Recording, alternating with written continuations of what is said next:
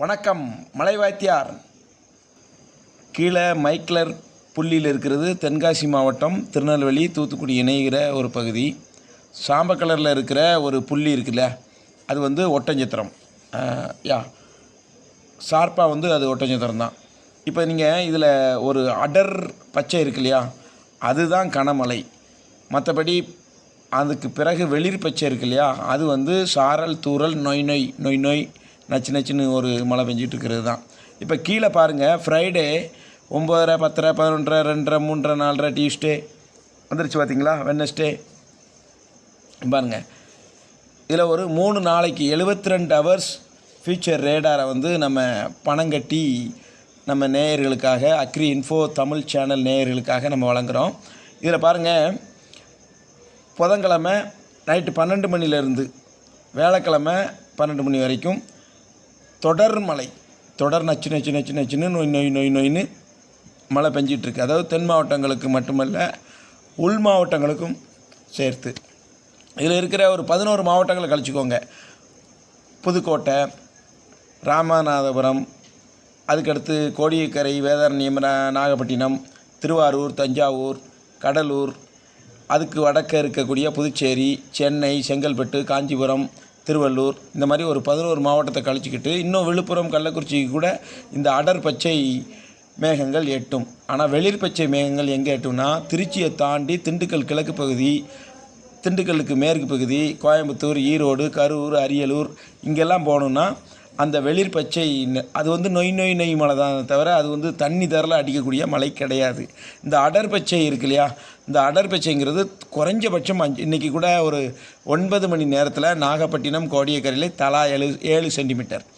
அதே சமயத்தில் திருச்சி, தஞ்சாவூரில் 5 சென்டிமீட்டர். இவ்வளவு தான் அந்த அடர் பச்சைக்கு. இன்னும் இதில் ஒரு மஞ்சள், இந்த கேஸ்டவ் எரிகிற மாதிரி ஒரு சுவாலை அது மாறிடுச்சு அப்படின்னா அது 10 சென்டிமீட்டர், 15 சென்டிமீட்டர் லெவலுக்கு போகும். ஆனால் அந்த மாதிரியான மழை இனிமே தான் வரும். காரணம் என்னென்னா, சென்னையிலேருந்து 650 கிலோமீட்டருக்கு அப்பால் இருக்குது தெற்கே தென்கிழக்கே நம்ம ஆழ்ந்த தாழ்வு மண்டலம், டீப் டிப்ரெஷன், பெங்கால் புயலின் முந்தைய படிநிலை. இது இலங்கையிலிருந்தே இன்னும் 230 கிலோமீட்டருக்கு அந்த ஆண்டை இருக்குது. அது நாளை 100, 109, 110 கிலோமீட்டர் அருகில் வரும் என்று எதிர்பார்க்கப்படுகிறது. ஏன்னா இதே வேகத்தில் பயணித்தால், இது ஒரு சைக்கிளில் போகக்கூடிய வேகத்தில் கூட அது பயணிக்கவே இல்லை.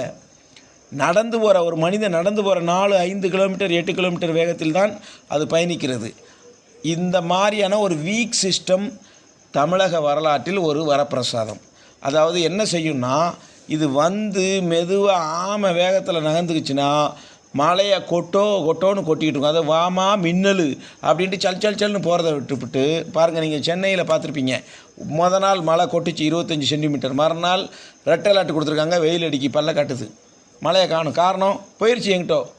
அப்போது அந்த மாதிரி வாமா மின்னல் கிடையாது. இது நின்று நிதானமாக உருண்டு திரண்டு இந்த நிவார் புயல்னு ஒன்று படுத்து கிடந்துச்சு. 800 மில்லிமீட்டர் மழை நாகப்பட்டினத்தில் பெஞ்சது, அந்த டெல்டாவில் பெஞ்சது. அது அந்த வருஷத்துக்கான ஒட்டுமொத்த குடிநீர் பிரச்சனை, வறட்சி, அது வரைக்கும் முன்னால் பெய்யாத மழை எல்லாத்துக்கும் ஒரே ஒரு நிவார் புயல் முடிஞ்சு போச்சு.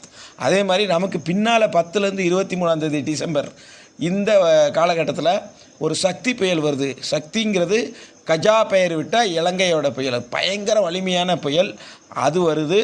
அதுக்கு முன்னால் இந்த நிவார் புயலுக்கு இணையான ஒரு புயல் பெங்கால் புயல், அல்லது அதன் முந்தைய படிநிலை புயல் சின்னம் ஆழ்ந்த மண்டலம், டீப் டிப்ரெஷன் அது இருக்குது. அது இலங்கையிலேருந்து இன்னும் 230 கிலோமீட்டருக்கு அந்தாண்ட இருக்கும்போதே இவ்வளோ வீரியமாக உள் மாவட்டங்களில் கூட நினைத்து கொண்டு இருக்கிறது. ஆனால் இது நெருங்க நெருங்க நெருங்க உள் மாவட்டங்களில் மிதமான மழை பெய்யும்.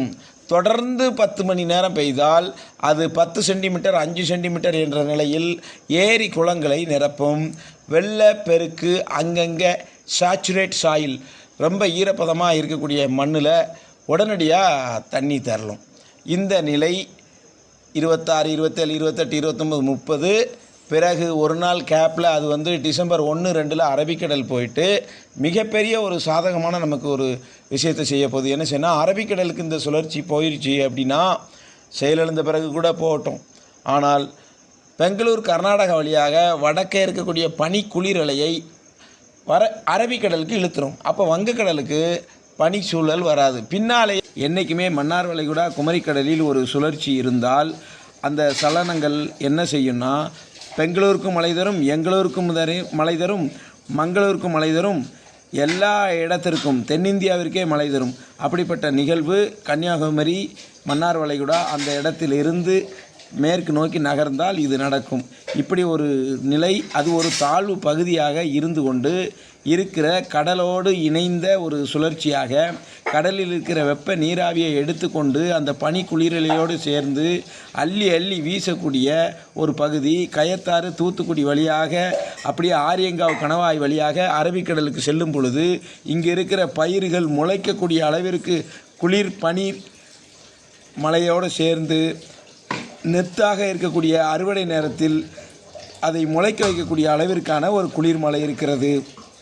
அது எல்லோருக்கும் ஏரி குளங்களை ஆறு களங்களை தாமிரபரணியில் வெள்ளப்பெருக்கு ஏற்படக்கூடிய ஒரு மழை நிகழ்வாக அமையும். ஆகவே அதன் பிறகும் கூட ஜனவரி 5, 6 தேதிகளில் கடைசியாக ஒரு சாரல் தூறலோடு மழை முடிவடைகிறது. ஆகவே அதுவரை 3-4 சுழற்சி இன்னும் இருக்கிறது. யாரும் கவலைப்பட வேண்டாம்.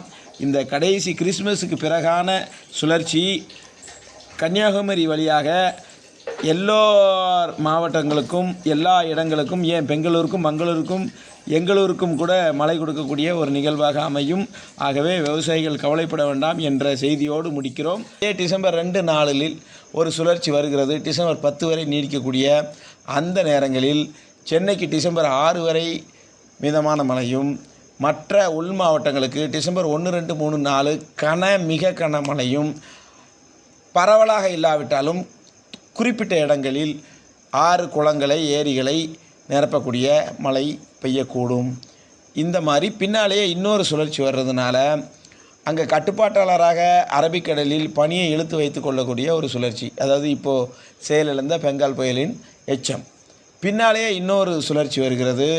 அது நிச்சயமாக வங்கக்கடலில் இருந்து கொண்டு மற்ற காற்றை தேக்கி கொண்டு உள் மாவட்டங்களுக்கு மழை கொடுக்கும். பின்னால் நான் டிசம்பர் 10, 23க்குள் கஜா புயலுக்கு பெயரிட்ட இலங்கை சக்தி புயல் என்று பெயரிடுகிறது. அந்த புயல் வரும்பொழுது நீங்கள் நிச்சயமாக இதுவரை வறட்சி நிலவிய பகுதிகளில் இது நடு தமிழகத்து வழியாக உள்ளே போகிறதுனால உள் மாவட்டம், மேற்கு மாவட்டம், தென் மாவட்டம், வட மாவட்டம் எல்லாருக்குமே மழை கிடைக்கும். அப்படிப்பட்ட ஒரு அமைப்பு பின்னால் வருகிறது. டிசம்பர் கிறிஸ்துமஸுக்கு பின்னால் வரக்கூடிய ஒரு நிகழ்வு ஒரு தாழ்வு பகுதியாக